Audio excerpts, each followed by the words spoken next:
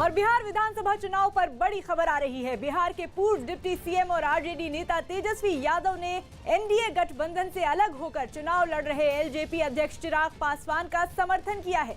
गया में एक चुनावी रैली के दौरान तेजस्वी यादव ने कहा कि चिराग पासवान के साथ नाइंसाफी हुई है। उन्होंने बिहार के सीएम नीतीश कुमार पर चिराग पासवान के साथ गलत व्यवहार करने का आरोप लगाया। चिराग के बारे में हम सरकार बनाने जा रहे हैं। चिराग के बारे में अरे भैया, उनके साथ नाइंसाफी हुई है। जय। केंद्रीय मंत्री रविशंकर प्रसाद ने चिराग पासवान का समर्थन करने के लिए आरजेडी नेता तेजस्वी यादव को आड़े हाथों लिया। साथ ही उन्होंने ये भी साफ कर दिया कि चिराग पासवान अब एनडीए का हिस्सा नहीं है। उन्होंने बिहार विधानसभा चुनाव में एनडीए की स्थिति मजबूत होने का भी दावा किया। उन्होंने कहा कि चुनाव से पहले उनके कई साथी एक एक कर अलग हो गए और चुनाव में अपनी नाव डूबती देख वो सहारे की तलाश में हैं। Is Chirag Paswan with you? Chirag Paswan is not with NDA. It has been clarified very, very clearly and categorically by so many of our leaders, including the President and Amit Shah ji. So that, and even it was clarified that attempts were made to accommodate him, but he did not. I must tell you, he may have the political differences, okay? But he's not there. He's not there. The matter ends. But the four strong pillars of India in Bihar, namely BJP, JDU, Hum Party of Jitan Ram Manjhi, and Vikashal Insan Party of Mukesh Sahni, are fighting very strongly. अच्छा, तेजस्वी हमारी तारीफ करेंगे क्या? आप मुझे बता दीजिए। उनकी नाव डूब रही है, उनसे इतने उनके खेवनहार अलग हो गए, जितन राम मांझी अलग हो गए, उपेंद्र कुशवाहा अलग हो गए, मुकेश साहनी वीआईपी पार्टी के अलग हो गए, विकासशील इंसान पार्टी के। तो इस कारण उनको भी तो कोई सहारा चाहिए, तो बोलते हैं। तो बोलने पर क्या दिक्कत है? यूपी के सीएम योगी आदित्यनाथ आज बिहार चुनाव के लिए प्रचार का आगाज करेंगे। सीएम योगी बिहार में पहले चरण के चुनाव से पहले 6 दिनों में 18 रैलियां करेंगे। उनके प्रचार अभियान की शुरुआत आज कैमूर से होगी। इसके बाद वो आज ही अरवल, रोहतास और काराकाट में भी चुनावी सभा को संबोधित करेंगे। वहीं चारा घोटाले में सजा काट रहे आरजेडी अध्यक्ष लालू यादव ने अपने ट्विटर हैंडल के जरिए नीतीश सरकार पर हमला बोला है। उनके ट्विटर हैंडल से किए गए एक ट्वीट में नीतीश सरकार की नीतियों को लोगों के राज्य से पलायन की वजह बताया और रोजगार की बात करने वाली पार्टी को जिताने की अपील की गई। लालू यादव के ट्विटर हैंडल से किए गए ट्वीट में नीतीश सरकार पर हमला करते हुए लिखा गया कि हर दूसरे घर से बिहार वासियों को पलायन के लिए मजबूर करने वालों को खदेड़िए और बिहार में ही रोजी रोटी की बात करने वाली सरकार को चुनिए। जयपुर में एक मकान में भीषण आग लग जाने से आसपास के लोग दहशत में आ गए। बताया गया कि मकान अभी पूरी तरह बना नहीं था और उसमें लकड़ी का काम चल रहा था। तभी उसकी दूसरी मंजिल पर आग लग गई। इससे पहले कि लोग उसे बुझाने की कोशिश करते, आग ने मकान के हर हिस्से को अपनी चपेट में ले लिया। आग इतनी भीषण थी कि उसकी लपटें मकान के चारों तरफ से उठने लगी। आसपास कई दूसरे मकान भी थे जिनमें उसके फैलने का खतरा बढ़ने लगा।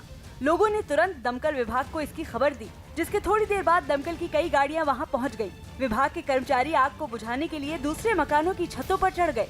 वहीं से उन्होंने पानी की बौछार की, जिससे आग बुझ सकी। हालांकि तब तक वो मकान पूरी तरह जलकर राख हो चुका था। बताया गया कि शॉर्ट सर्किट की वजह से ये हादसा हुआ। फिल्म लूडो का ट्रेलर रिलीज हो गया। फिल्म लूडो का ट्रेलर रिलीज कर दिया गया। इस फिल्म में राजकुमार राव, अभिषेक बच्चन, सानिया मल्होत्रा और फातिमा सना शेख शामिल हैं। ये फिल्म 12 नवंबर को रिलीज होगी। बाबूजी, किसकी हवा कभी गरम, कभी नरम नरम, कभी गरम गरम, कभी नरम गरम, ओ बेटा जी। करीब 7 महीने बाद मुंबई में मेट्रो फिर शुरू हो गई। हालांकि सफर के दौरान सभी के लिए कोरोना सुरक्षा से जुड़े निर्देशों का पालन करना जरूरी होगा और ऐसा न करने पर उन पर जुर्माना भी लगाया जाएगा। अभी 50% लोगों को ही मेट्रो में यात्रा की इजाजत दी गई है। मुंबई की लाइफलाइन कही जाने वाली लोकल ट्रेन सेवा पहले ही बहाल की जा चुकी है और वहां पर मेट्रो दोबारा चलने से भी यात्रियों को बड़ी राहत मिली। सोशल डिस्टेंसिंग का पालन इसमें होगा और साथ ही साथ ट्रैफिक के कारण जो समय जा रहा था उस समय की बचत होगी। पंजाब में कोरोना संकट के बीच 9वीं से 12वीं कक्षाओं के लिए स्कूल खोल दिए गए। हालांकि कई जगह कम ही संख्या में बच्चे स्कूल पहुंचे, लेकिन इनकी संख्या धीरे धीरे बढ़ने की उम्मीद जताई गई। बहुत खुशी हो रही है कि मैं 7 महीने बाद मैं स्कूल आ रहा हूँ और ये 7 महीने बहुत मुश्किल से मैंने निकाले हैं। जयपुर में पुलिस ने कैश वैन लूटने के आरोप में 3 लोगों को गिरफ्तार कर लिया। पुलिस ने दावा किया कि इन आरोपियों के पास से लूट की 31,50,000 रुपए की रकम भी बरामद कर ली गई। इसके अलावा उनके पास से 2 हथियार और लूटपाट के लिए इस्तेमाल की गई कार भी जब्त हुई। पुलिस के मुताबिक इस वारदात को एक रेस्टोरेंट का कर्ज चुकाने के लिए अंजाम दिया गया। कैश बरामद करते हुए वारदात में शामिल व्यक्तियों में से 2 लोगों को गिरफ्तार किया है। उनके एक साथी को जो इस षड्यंत्र में शामिल रहा है उसको गिरफ्तार किया है। पाकिस्तान पर एफएटीएफ की ब्लैक लिस्ट में जाने का खतरा मंडराने लगा है। न्यूज 18 के संदीप बोल की रिपोर्ट है कि पाकिस्तान के लिए इस बार भी एफएटीएफ की ग्रे लिस्ट से बाहर निकलने की उम्मीद काफी कम है और उसे ब्लैक लिस्ट में डालने पर भी विचार हो सकता है। इसके लिए पेरिस में 21 से 23 अक्टूबर के बीच एफएटीएफ की वर्चुअल बैठक होगी।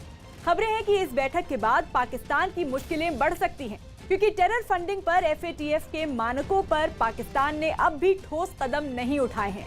इनमें आतंकी मसूद अजहर और हाफिज सईद के खिलाफ ठोस कार्रवाई नहीं करना भी शामिल है।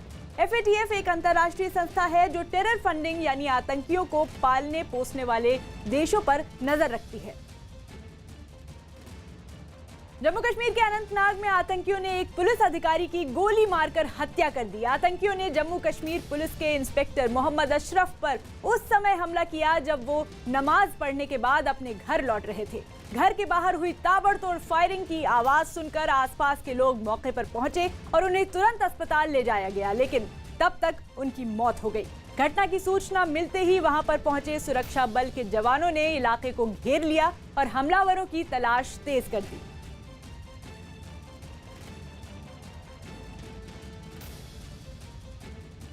तो आतंकियों ने इंस्पेक्टर की हत्या कर दी, पुलिस अफसर की हत्या की है और अफसर को श्रद्धांजलि दी गई है। आप स्क्रीन पर 2 तस्वीरें देख सकते हैं, पुलिस अफसर की हत्या और फिर अफसर को श्रद्धांजलि दी गई।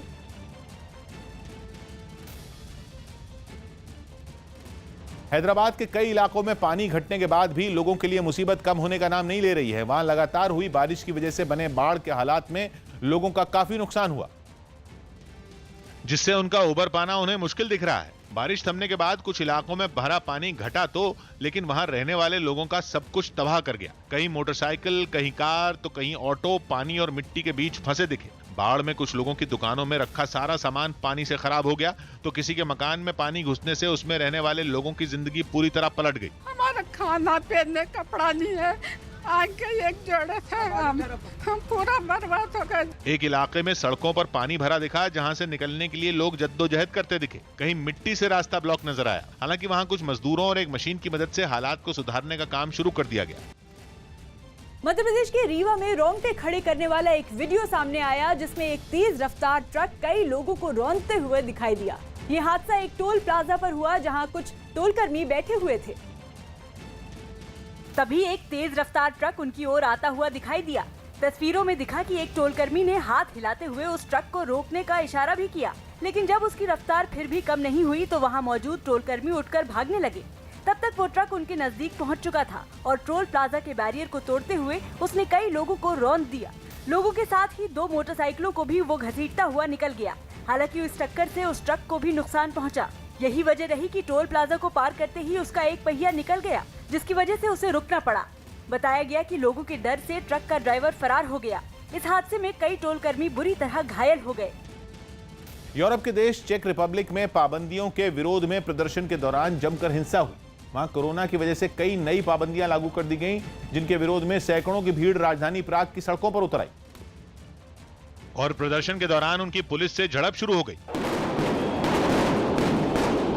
कुछ ही देर में हालात इतने बेकाबू हो गए कि लोगों ने पुलिस वालों पर पथराव शुरू कर दिया, जिसके जवाब में पुलिस ने प्रदर्शनकारियों पर आंसू गैस के गोले छोड़े और हवाई फायरिंग भी की। इस दौरान कई लोग जलते हुए पटाखे भी फेंकते दिखे।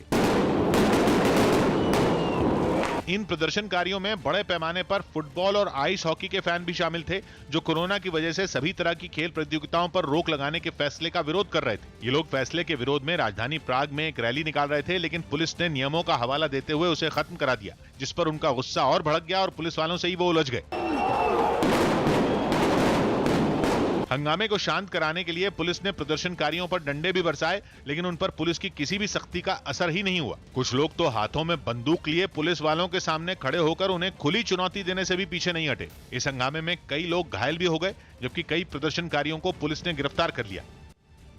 पश्चिम बंगाल के दुर्गापुर में एक दहला देने वाली तस्वीर सामने आई, जब एक चलती बस अचानक आग की लपटों में घिर गई। हादसे के वक्त उस बस में कई लोग सवार थे, जिनकी जान खतरे में पड़ गई, क्योंकि आग इतनी तेजी से फैली कि देखते ही देखते उसने पूरी बस को अपनी चपेट में ले लिया। बीच सड़क पर हुए इस हादसे को देखकर वहां अफरा तफरी भी मच गई।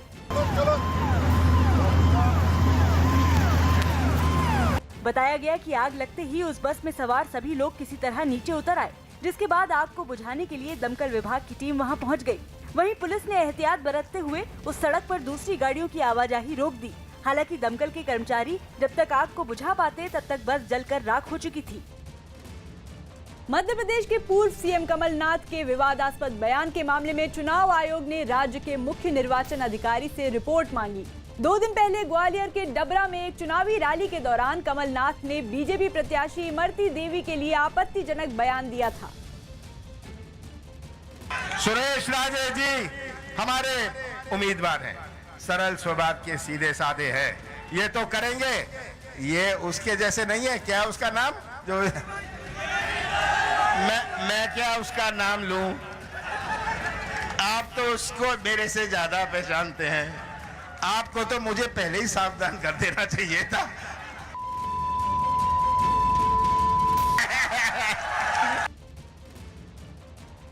तो अभी आपने सुना कमलनाथ का वो बयान जिस पर चुनाव आयोग ने रिपोर्ट तलब की है।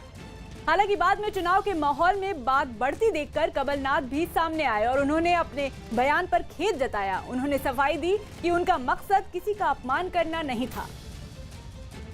मैं सम्मान करता हूं महिलाओं का, मैं सम्मान करता हूं, और अगर कोई सोचता है असम्मानित बात कोई, मुझे इस बात का खेद है। पर यह कह देना कि ये महिलाओं का अपमान हो गया, सब महिलाओं का सम्मान होना चाहिए, इसमें कोई शक है। बोलते बोलते मैंने कहा, मुझे नाम नहीं याद था, स्वाभाविक है कि सबके नाम नहीं याद रहते। मैंने कहा कि जो बात कही कह दिया। मध्य प्रदेश के धार में एक रैली के दौरान राज्य के सीएम शिवराज सिंह चौहान ने कमलनाथ पर हमला किया। मुख्यमंत्री ने कमलनाथ पर बेटी बहनों के अपमान करने का आरोप लगाया। कमलनाथ जी, आपको क्या हो गया है? 74 साल की उम्र है आपकी। आपके साथ आपके मंत्रिमंडल करे, हमारी एक बहन जो आज मंत्री है, बहन इमरती देवी जी, कल डबरा गए और उनके बारे में जो शब्द बोले बहन और भाइयों, मैं तो दोहरा नहीं सकता। आप सबने टीवी पर देखा होगा, उनकी इज्जत तार-तार की गई, उनके सम्मान से खिलवाड़ किया गया, और जब हमने विरोध किया तो इतनी निर्लज्जता कि मैं तो नाम भूल गया था। अरे तुम्हारे मंत्रिमंडल में जो सदस्य रही उसका ही नाम भूल जाओ तो तुम्हें मुख्यमंत्री क्या, नेता प्रतिपक्ष रहने का भी हक नहीं है। बढ़ते प्रदूषण की वजह से कोरोना वायरस पहले से ज्यादा जानलेवा हो सकता है। हार्वर्ड यूनिवर्सिटी की एक टीम ने अपनी रिसर्च में दावा किया है कि हवा में मौजूद होने वाले पार्टिकुलेट मैटर 2.5 का कोरोना वायरस से होने वाली मौतों से सीधा रिश्ता है। इस टीम की रिसर्च कहती है कि प्रदूषण की वजह से कोरोना वायरस के कारण होने वाली मौत के मामले अमेरिका में 8% बढ़ गए। जर्मनी के ईजा इंस्टीट्यूट ऑफ लेबर इकोनॉमिक्स की एक टीम ने भी इससे जुड़ी रिसर्च की, जिसमें पाया कि नेदरलैंड्स में वायु प्रदूषण के बाद कोरोना वायरस ज्यादा तेजी से फैलने लगा। हालांकि इनमें किसी भी रिसर्च में न तो भारत के आंकड़े लिए गए और न ही भारत के हालात पर कोई दावा किया गया। वर्ल्ड हेल्थ ऑर्गेनाइजेशन ने भी अभी तक वायु प्रदूषण और कोरोना वायरस के बीच कनेक्शन पर कुछ नहीं कहा और इस मामले में अभी और रिसर्च की जरूरत बताई। प्रधानमंत्री नरेंद्र मोदी ने वीडियो कॉन्फ्रेंसिंग के जरिए हर साल होने वाली ग्रैंड चैलेंजेस की बैठक में हिस्सा लिया। इस मौके पर पीएम ने दावा किया कि भारत में कोरोना के मामलों में कमी आई है और इससे ठीक होने की दर 88% तक पहुंच गई है। उन्होंने कहा कि ऐसा इसलिए संभव हो सका क्योंकि भारत ने सबसे पहले लॉकडाउन लगाया और लोगों को मास्क पहनने के लिए प्रेरित किया। पीएम ने ये भी कहा कि कोरोना का पता लगाने के लिए भारत ने प्रभावी तरीके से काम किया और रैपिड एंटीजन टेस्ट भी जल्दी शुरू किया गया। Today, we are seeing a decline in the number of cases per day and in the growth rate of cases. India has one of the highest recovery rate of 88%. This happened because India was one of the first countries to adopt a flexible lockdown when the total cases were just a few hundred. Jammu Kashmir में कुपवाड़ा का रहने वाला एक लड़का काफी सुर्खियों में है, जो अपने सूफी संगीत और गीतों से लोगों का दिल जीत रहा है। वो फिलहाल YouTube पर अपने म्यूजिक वीडियो बनाकर अपलोड करता है, जो काफी वायरल है, जिन्हें अब तक लोगों से अच्छी प्रतिक्रिया मिली। भारत पाकिस्तान बॉर्डर के पास के दूर दराज के इलाके में रहने वाले इस गायक ने कई कार्यक्रमों में हिस्सा लेकर अपनी प्रतिभा को सबके सामने रखा और कई अवार्ड भी जीते। दिल दिया है जान भी देंगे है वतन तेरे लिए। वकार खान के कई म्यूजिक वीडियो को लोगों ने काफी पसंद किया और उनके हुनर की तारीफ भी की। सोचता हूँ कि वो कितने मासूम थे, क्या से क्या हो गए देखते देखते। इस कश्मीरी गायक ने घाटी के उभरते गायकों को कश्मीर के सितारे कार्यक्रम के जरिए मंच देने के लिए न्यूज 18 उर्दू को सराहा। साथ ही उसने बताया कि उसे बचपन में ही संगीत में रुचि थी, जिसे उसने अपनी जिंदगी का हिस्सा बना लिया। जब स्कूल में थे तभी छोटे छोटे इवेंट्स में पार्टिसिपेट करना शुरू किया स्कूल टाइम से, तो वहाँ से जो है शौक डेवलप हुआ। वकार खान के परिवार वालों को भी उससे काफी उम्मीदें हैं और भरोसा है कि वो अपनी मेहनत के दम पर और आगे बढ़ेगा। दिल्ली के आदर्श नगर में एक सब इंस्पेक्टर का मारपीट का एक वीडियो सोशल मीडिया पर वायरल हो गया। इस वीडियो में सब इंस्पेक्टर जितेंद्र एक राहगीर के साथ मारपीट करते दिखाई दिए। दावा किया गया कि मारपीट के दौरान जितेंद्र नशे में भी धुत थे। वीडियो वायरल होने के बाद इलाके के डीसीपी विजयंता आर्य ने सब इंस्पेक्टर को निलंबित कर दिया। साथ ही उसके खिलाफ विभागीय जाँच के भी आदेश दिए। इतनी बुरी तरीके से मारा उस गरीब आदमी को, क्यों मारा आपने? क्यों मारा? हाँ, बहुत बुरी तरीके से मारा। ये देश का भविष्य है। अरे तुम देश। आज की ताजा खबर जारी है। बने रहिए न्यूज़ 18 इंडिया के साथ।